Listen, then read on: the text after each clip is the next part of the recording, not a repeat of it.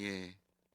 사실 이 매일 성경 큐티 본문을 가지고 아침에 새벽에 말씀을 나누다 보면 좀 어려움이 있습니다. 계속해서 반복적으로 선포되어지는 그 말씀의 연속이어서 어제 했던 얘기 오늘 또 할 수 없고 그제 했던 얘기 또 오늘 할 수 없어서 고민이 되기도 하는 그런 어 경우를 좀 맞닥뜨리게 되는데, 아마 계속해서 14장부터 시작해서 18장, 그리고 19장까지 쭉 연결되어지는 것들이 이제 계속해서 성읍을 하나님께서 가나안 땅을 분배하시는 내용 속에서 반복적으로 되어지는, 그 지파들이 제비를 뽑았고, 그리고 하나님께서 허락하신 땅의 지경은 이렇게 구성되어 있고, 도시들은 이런 도시들이 있다라는 것이 반복적으로 등장하게 됩니다.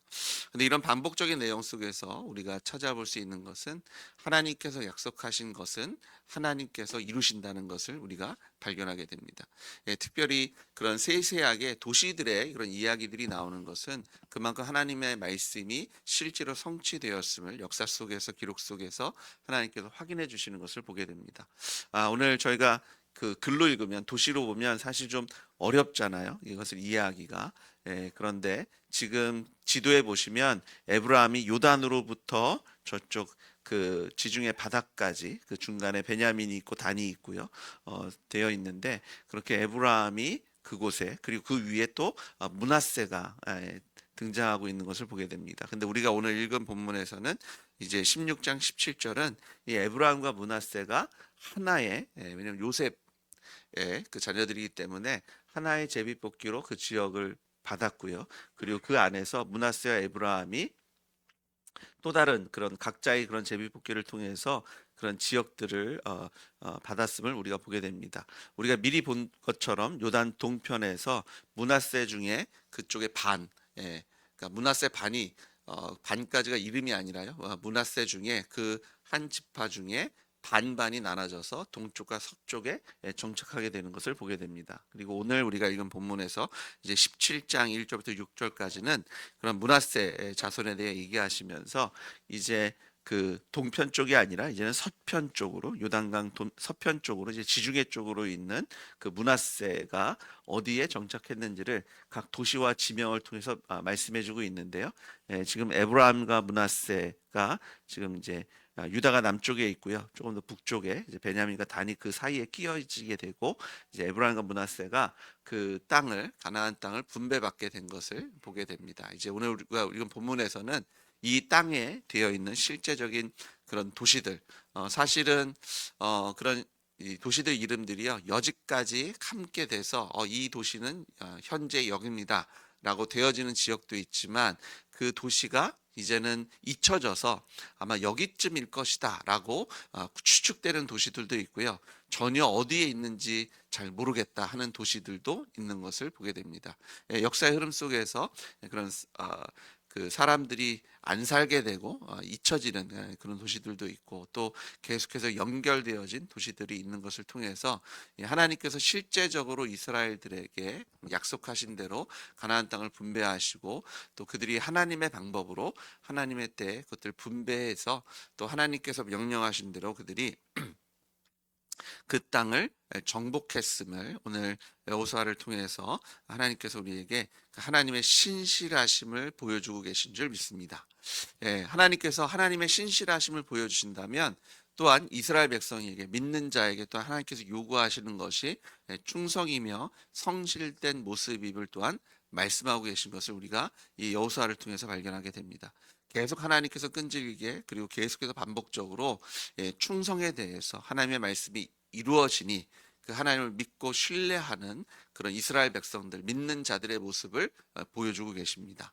때로는 실패하는 모습 속에서, 때로는 승리하는 모습 속에서 하나님께서 구하시는 그런 믿는 자들의 성실함과 충성됨을 하나님께서 기뻐하시며, 또 믿음으로 나아갔을 때 또 하나님께서 어떤 그 하늘의 복을 누리게 하시는지를 말씀을 통해서 계속해서 보여주고 계시는데요.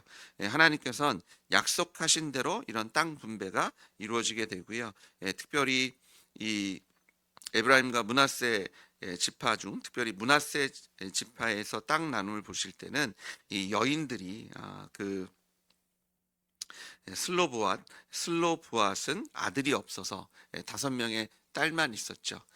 그런데 그 딸들까지도 하나님께서 그 땅을 허락해 주시는, 그런데 이것이 그냥 이루어진 것이 아니라 이미 모세의 때에 어, 하나님께서 민수기 27장에 기록되어진 대로 이제 실제로 땅에 들어갔더니 약속하신 대로 그 여인들에게도 하나님께서 땅을 주시고, 그때 주신 그런 제약이 있다면 하나님께서 그 여인들에게 땅을 허락해 주시지만 제약 조건은 결혼을 할 때 그 므낫세 안에서만 결혼할 것을 명령하십니다. 그러니까 다른 지파와 결혼을 금지하십니다. 그 이유가 뭐냐면 하나님께서 기업으로 주신 이 땅이 결혼을 통해서 다른 지파로 넘겨지는 것을 막으십니다.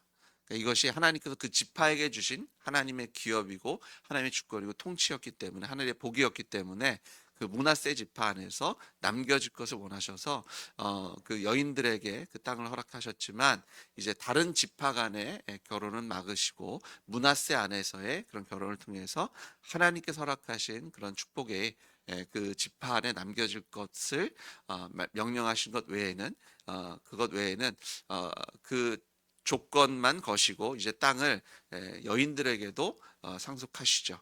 근데 이것이 참 특별한 것이 이 당시에 여인들에게 재산권이 없었습니다. 예. 근데 이제 슬로브앗의 스라에 아들이 없었기 때문에, 하지만 그 슬로브앗의 이름을 하나님께서 지키기 원하셨기 때문에 그 성실하심 안에서 여인들에게도 이 당시 어떻게 보면 지금은 뭐 당연하게 여기잖아요. 유사상속은 이제 n분의 1이고 당연히 모든 자식이 남자 여자 할 것 없이 자식들이고요. 하지만 이 당시 고대의 삶 속에서는 이게 있을 수 없는 일을 하나님의 성실함과 신실하심 속에서, 그리고 하나님의 그 자비하심 속에서 이런 하나님의 축복을 그 하나님의 자녀들에게 정말 골고루 모든 사람들이 누릴 수 있도록 하나님께서 그 신실하심을 보여주시는 것들을 우리가 말씀을 통해서 보게 됩니다.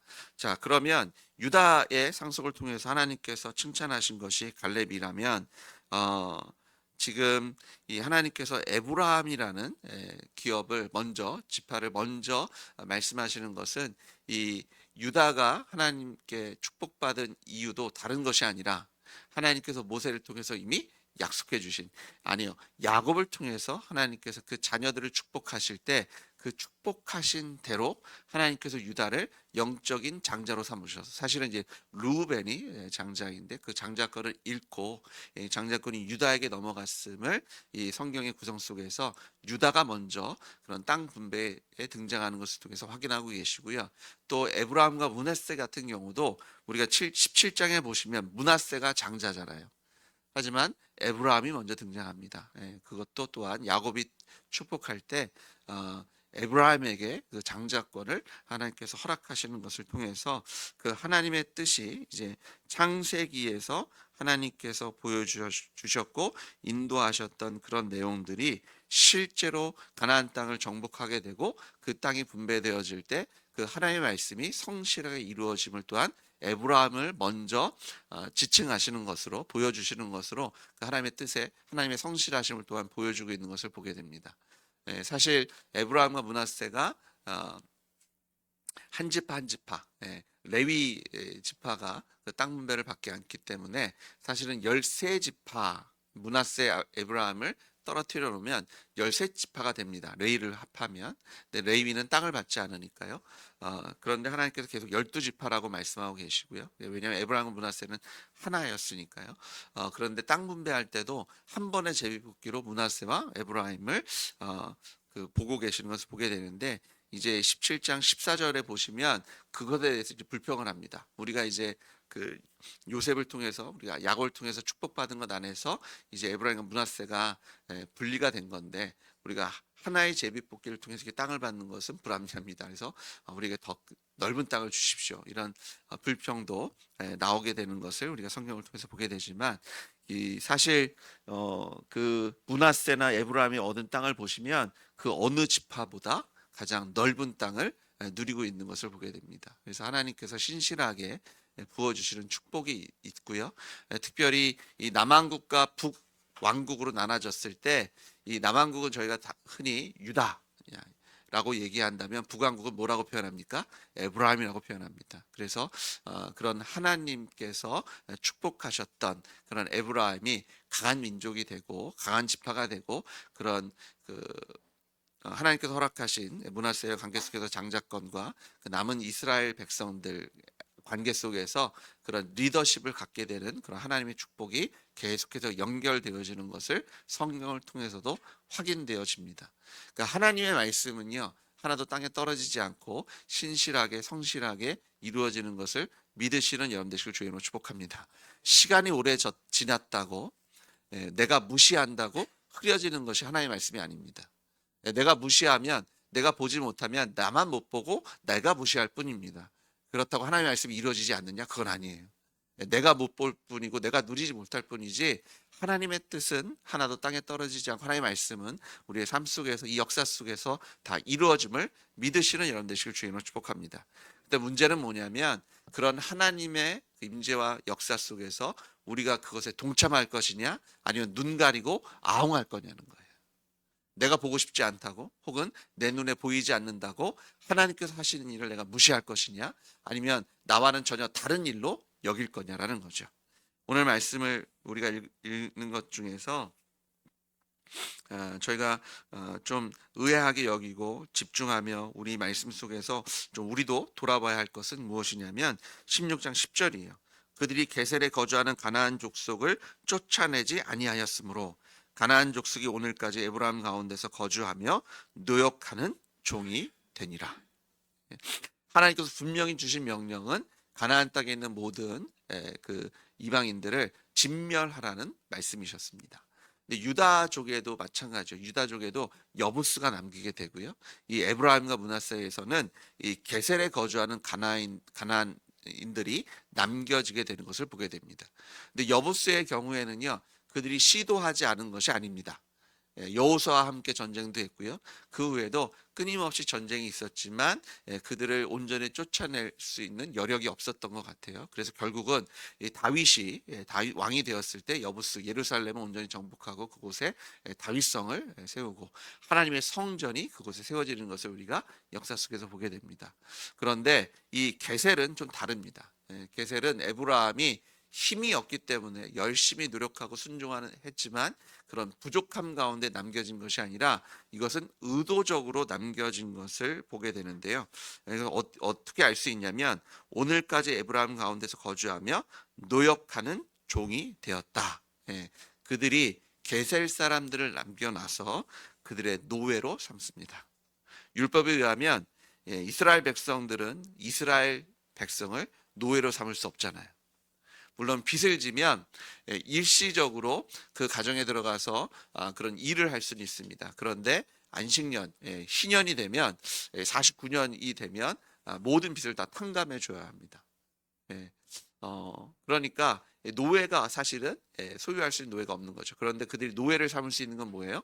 전쟁 가운데 그런 승리를 통해서 그들이 노예물을 갖고 왔을 때 그런 노예를 삼을 수 있는. 그러니까 지금 에브라임은요. 게셀을 남겨두고 그 민족을 그 사람들을 자신들의 노역군으로 삼은 것을 보게 됩니다. 그러니까 경제적인 이유 또 자신들의 편함과 편리와 그런 것들을 위해서 의도적으로 하나님의 말씀을 순종하고 있지 않은 자기 지파의 이익을 위해서 그냥 방치해 두고 이용한 것 아니냐라고 해석할 수 있는 그런 것들을 이제 보게 되지요. 그러니까 에브라임이나 므낫세가 결코 연약한 지파가 아니었거든요. 그리고 나중에 역사 속에서 보시면 북왕국을 대표하는 민족이 지파가 에브라임입니다. 힘이 있는 사람들이었는데 그들이 하나님께서 명령하신 것에 온전히 순종하지 않았던 그 이유가 자신들의 이익과 자신들의 배를 채우기 위해서 그들이 불순종하고요. 이제 역사 속에서 사사기를 통해서 저희가 확인하듯이 그들이 처음에는 종으로 삼았던 그런 민족들이 나중에 이스라엘 백성들이 하나님께 멀어졌을 때 그들의 올무가 되고 그들의 덫이 되고 그들이 오히려 그들의 종 노릇하게 되는 자리까지 떨어지는 것들을 우리가 성경 속에서 역사 속에서 발견하게 됩니다. 그러니까 우리가 하나님의 성실하심, 하나님의 충성되이 우리를 사랑하시는 신실하심을 본다면 우리도 하나님을 우리의 성실과 충성으로, 우리의 신실함으로 하나님을 사랑하고 섬기는 것이 마땅한 줄 믿으시는 여러분들 주의 이름으로 축복합니다. 우리가 눈 가린다고 하나님의 성실하심과 신실하심이 사라지는 거 아닙니다. 내가 오늘 경험하고 있지 않다라고 하나님께서 안 계신 것이 아닙니다. 그 이유는 우리가 하나님께 온전히 순종하고 있지 않기 때문이고, 우리가 하나님 앞에 나아갈 때 하나님께서 우리를 사랑하시는 것처럼 우리가 하나님을 사랑하고 있지 않기 때문입니다. 그러니까 우리가 하나님이 우리를 사랑하시는 것처럼 하나님을 사랑한다면, 하나님이 성실하게 우리를 신실함으로 대해 주시는 것처럼 우리가 성실과 충성으로 하나님을 대한다면, 우리가 그 하나님께 받으시기 합당한 예배와 경배로 믿음의 순종으로 나아갈 때 우리는 오늘도 하나님의 신실하심과 성실하심과 하나님의 크신 손과 펴신 팔을 경험하는, 또 하나님의 살아계심을 찬양하는 그 예배의 자리에 하나님께 우리를 서게 하실 줄 믿습니다. 하나님을 경험하시는, 단지 책을 통해서 다른 사람들의 간증을 통해서 이렇구나가 아니라 여러분의 삶 속에서 살아계신 하나님을 매일매일 경험하고 찬양하시는 여러분 되실 주의 이름으로 축복합니다. 이런 기록을 남겨주시고요, 간증을 우리에게 주시는 이유는 그냥 감동하라고 주시는 거 아닙니다. 감동도 하지만 그 다음에 뭐예요? 결단해서 그 크신 하나님을, 그 전지전능하신 하나님을 우리의 삶 속에서도 경험하기를 원하시는, 우리를 부르시고 우리를 모세를 사랑하셨듯이, 여호수아를 사랑하셨듯이, 우리 믿음의 선조를 사랑하셨듯이 오늘 여러분을 사랑하고 계시는 그 하나님을 경험하시는 여러분 되시길 주의 이름으로 다시 한번 축복합니다. 오늘 기도하실 때, 그렇습니다 주님, 나에게 주시는 은혜, 나의 삶 속에 때를 따라 주시는 은혜를 오늘 내가 경험하겠습니다. 내일이 아니라 오늘 경험하겠습니다. 주님의 살아계심을 말씀 속에서, 기도 속에서 역사해 주십시오. 경험하게 해 주십시오. 내 입술에 찬양을 주십시오. 감사를 주십시오. 내일 드려지는 예배가, 주일 예배가 그냥 쳇바퀴 돌듯이 주일이 왔으니까, 다른 사람들 손 들고 찬양하니까, 다른 사람들 눈물을 흘리며 찬양하니까 뭐가 이유가 있나 보다, 그것이 아니라 우리의 마음 한가운데서 흘러넘치는 살아있는 찬양과 감사와 간증과 예배가 되기를 주의 이름으로 축복합니다. 기도하시겠습니다. 하나님, 오늘 말씀을 통해서 하나님의 성실하심과 하나님의 신실하심을 다시 한번 확인합니다. 하나님의 말씀은 하나도 땅에 떨어지는 것이 없이 주님의 뜻이 이 땅에 이루어지며, 믿는 자들의 삶 속에서, 또 믿지 않는 자들의 삶 속에서 하나님의 은혜로, 또 하나님의 진노로 이 땅에 우리의 삶 속에 이루어짐을 말씀으로 확인하게 해주셨으니, 하나님, 오늘 우리가 주님 앞에 나아갈 때 하나님 앞에 성실함과 충성됨으로 주님께서 받기 합당하신 예배와 경배와 찬양과 믿음의 순종으로 우리의 삶을 채워주시는 줄 믿습니다. 하나님, 우리 입술에 아버지, 우리 마음에서 흘러넘치는 감사와 찬양으로 채워주시기를 소망합니다. 남의 경험이 아니라 내가 오늘 이 아침에 살아계신 하나님을 만나기 원하고 경험하기 원하고, 아버지, 우리 입술에 찬양과 감사로 주님께 영광 올리기 원하오니, 하나님, 우리 기도 속에 하나님의 신실하심으로 에베네셀의 하나님, 여호와 니시의 하나님, 여호와 라파의 하나님, 여호와 삼마의 하나님을 찬양하게 하실 것을 믿습니다. 성령님, 도와주십시오. 우리의 믿음 없음을, 우리의 연약함을 아시는 성령님, 이 새벽에 우리를 도우셔서 우리의 기도 속에 역사하실 것을 믿습니다. 예수님의 이름으로 기도드렸습니다. 아멘. 같이